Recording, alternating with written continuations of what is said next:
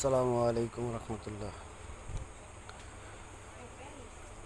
পৃথিবীর আমাদের ভারত এমন একটা রাষ্ট্র যে হারে ভারতের মুসলমানদের উপর আক্রমণ চলতেছে।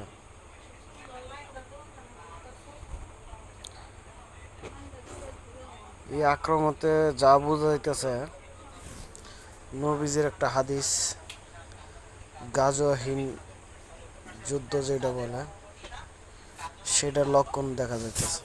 অতএব আল্লাহর রাজি খুশির জন্য গাজওয়াহীন যুদ্ধের জন্য সবাই মুমিন মুসলমান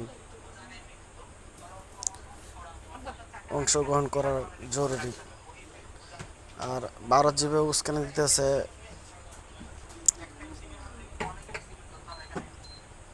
এই উস্কানিতে যা বোঝাইতেছে আর কি, এটা এই নবীজির হাদিস বাস্তবায়ন করতে হবে।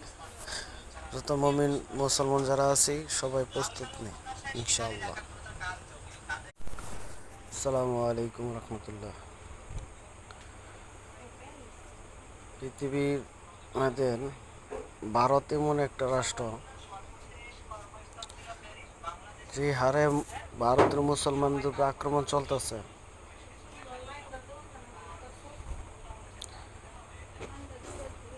এই আক্রমণতে যা বোঝা যাইতেছে, নবীজির একটা হাদিস গাজওয়াহীন যুদ্ধ যেটা বলে সেটার লক্ষণ দেখা যাইতেছে। অতএব আল্লাহর রাজি খুশির জন্য গাজওয়াহীন যুদ্ধের জন্য সবাই মুমিন মুসলমান অংশগ্রহণ করা জরুরি। আর ভারত যেভাবে উস্কানি দিতেছে,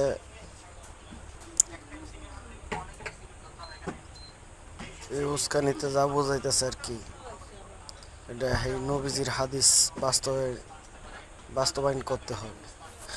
যত মুমিন মুসলমান যারা আছি সবাই প্রস্তুত নেই ইনশাআল্লাহ।